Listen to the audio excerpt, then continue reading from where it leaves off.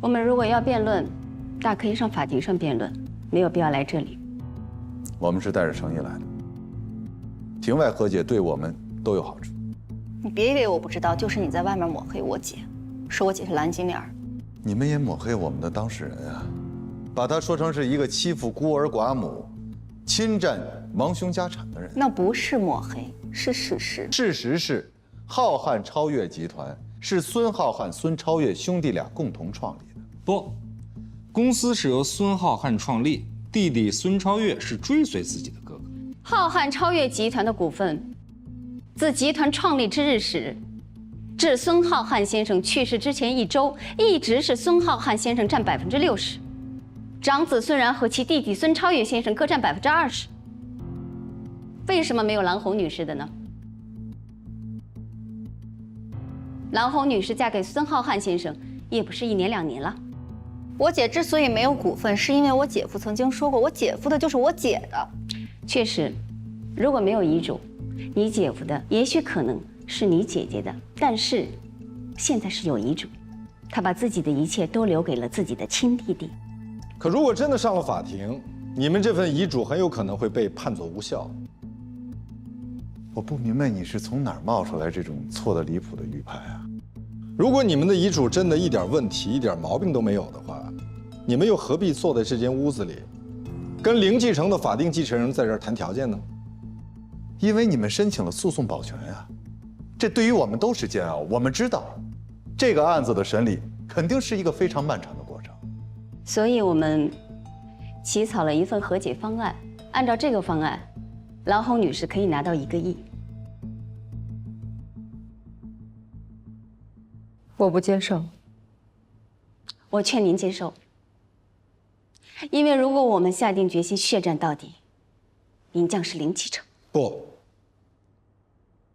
如果我们胜诉，是你们的当事人零继承。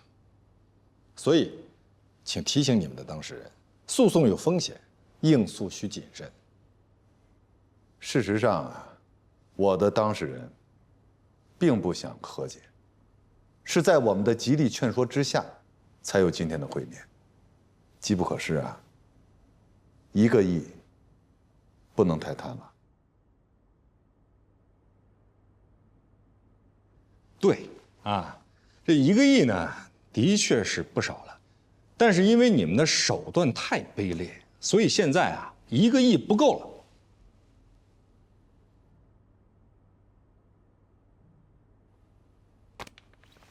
今天之内签署都有效，否则我们只能对簿公堂。你们真的以为，你们收买威胁了所有可能的证人，我们就没有证据证明？你们的遗嘱人设立遗嘱的时候，是不完全具备民事行为能力的吗？遗嘱最重要的是遗嘱内容是否是遗嘱人的真实意思。我相信法官在了解了遗嘱人的真实婚姻生活之后，会认定这就是遗嘱人的真实意思。我们有证据表明，在孙浩瀚先生生前，没有一个除夕是和蓝红女士一起过的，每次过年都是和自己的儿子还有他自己的兄弟孙超越一家人一起过的。孙浩瀚在哪儿过年，和谁一起过年，跟继承没有任何关系。当然有关系了。过年对于每一个中国人来讲，它绝不等同于其他节日，这就代表了遗嘱人的真实意思呀。任何一个人也绝不接受把自己和家人辛苦打拼出来的巨额家产留给一个不爱自己的女人吧。是的，王律师在这一点上说的非常对，但是你太不小心了。你的笔记本里有一些内容，足以证明你们这份遗嘱是无效的，而且你的邮箱里还有一封邮件，也足以可以让你丢饭碗。什么意思啊？你真的忘了吗？罗琦毕竟是我姐姐，我的亲姐姐，我们姐弟情深。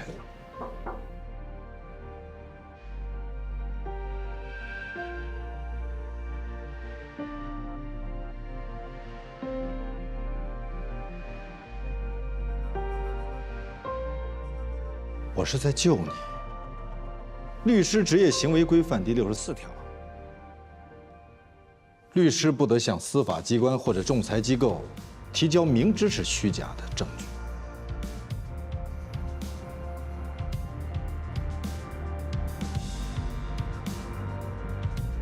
他妈无耻！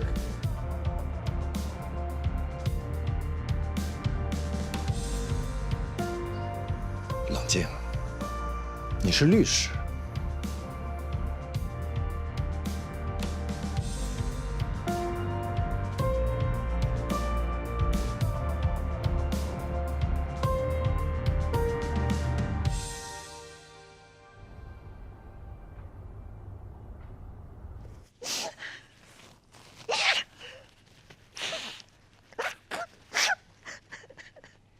他也不接我电话，也不回我微信，我去找他吧，他也不开门，他就跟我简单的说了一句，他说以后就不要再来我了。罗宾，你跟我说为什么他会变成这样？你是男的，你跟我说我怎么为什么变成这样？这是怎么回事？我当时真应该听你的，罗宾，我都后悔死了，这是什么事啊？行，好了，好了，不哭了啊！那这是干什么呀？你跟我讲讲，这是为什么？怎么会变成这样？这什么人啊？这都是。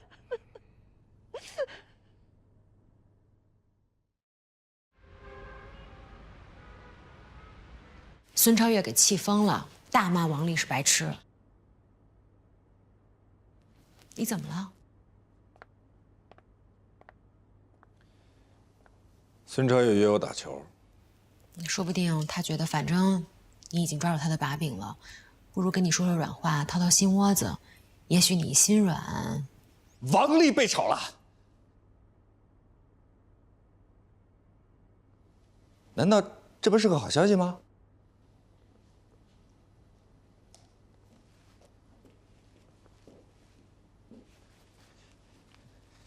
律协请我去给年轻的律师讲课，我想给他们讲录音证据的取证技巧，来一起去，以漫谈的性质。